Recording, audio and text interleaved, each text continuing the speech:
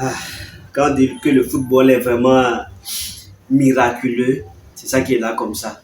Curaçao, c'est-à-dire un pays de 150 000 habitants qui veut battre un pays de 25 millions d'habitants.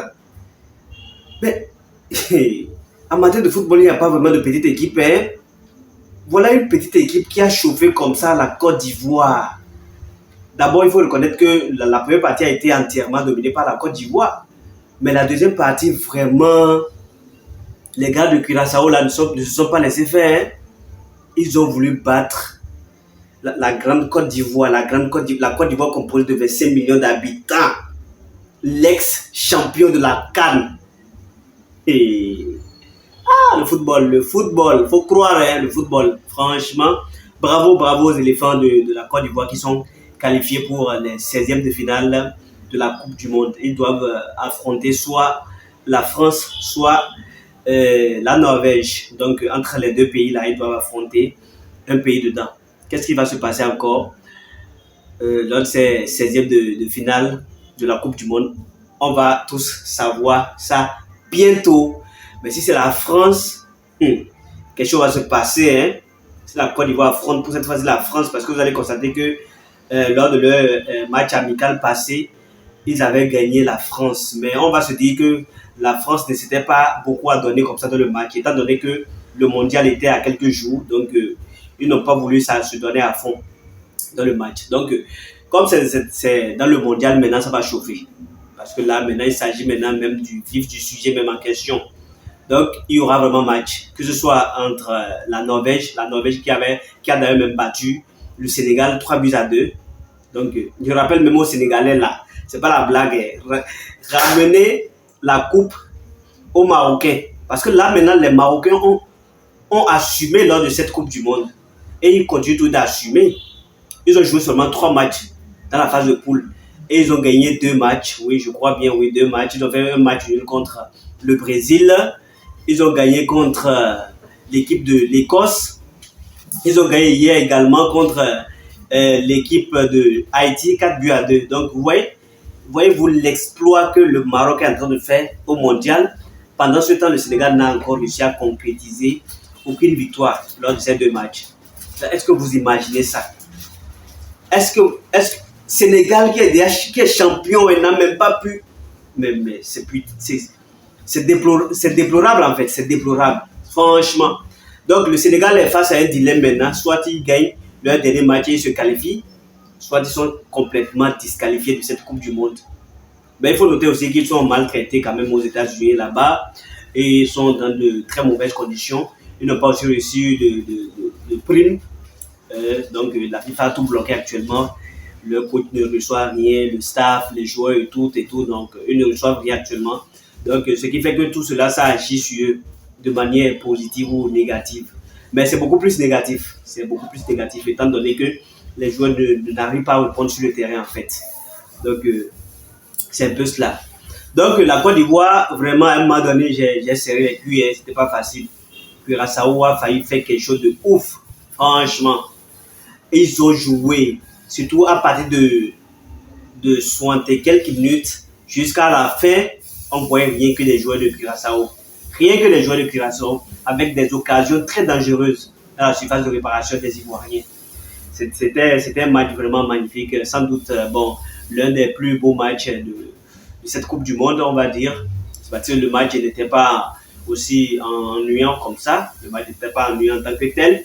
Bravo une fois encore aux éléphants de la Côte d'Ivoire qui ont réalisé cet exploit.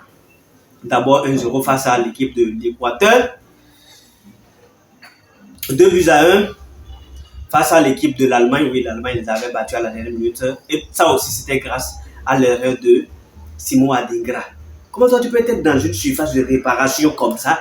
Ils vont te donner le ballon, tu vas y contrôler. Tu vas contrôler pour faire quoi? Tout ça là aussi, c'est à tenir compte pour les prochains matchs. Il ne faudrait pas qu'on te mette encore dans les prochains matchs et tu vas mettre ça en erreur là. Ça ne va pas du tout. Donc, et maintenant, ils ont battu encore Curaçao, l'équipe de Curaçao, 2-0. Donc, c'est un exploit, ça s'applaudit.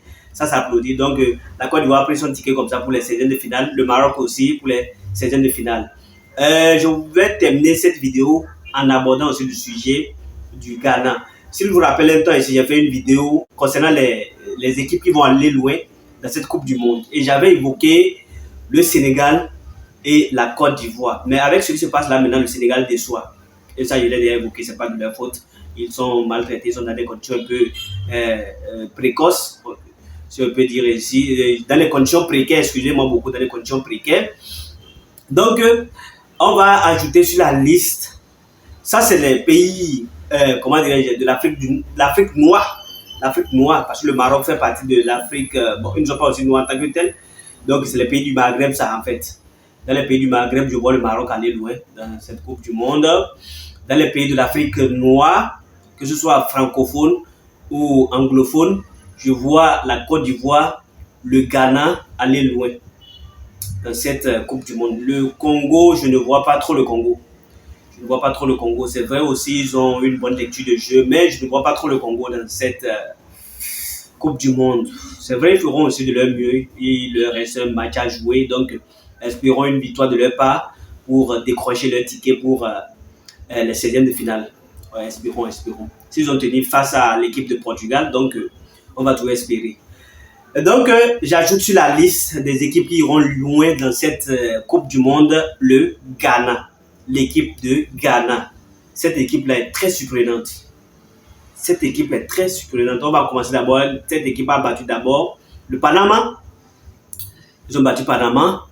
Et récemment, ils ont fait un match contre l'équipe de l'Angleterre. L'Angleterre de Harry Kane. L'Angleterre de Jude Bellingham, l'Angleterre de Saka, l'Angleterre de Declan Rice, vous voyez ça? Tous ces stars-là évoluent dans des grands clubs européens. Vous voyez ça? Donc, le Ghana a tenu tête face à cette équipe de l'Angleterre. Et leur dernier match, c'est contre la Croatie. Et j'espère qu'ils feront également les merveilles. J'espère qu'ils feront. Et quand même, eux autres, leur qualification est clair. Ils ont d'abord 4 points déjà. Et j'espère bien que leur dernier match contre la Croatie se passera très bien également.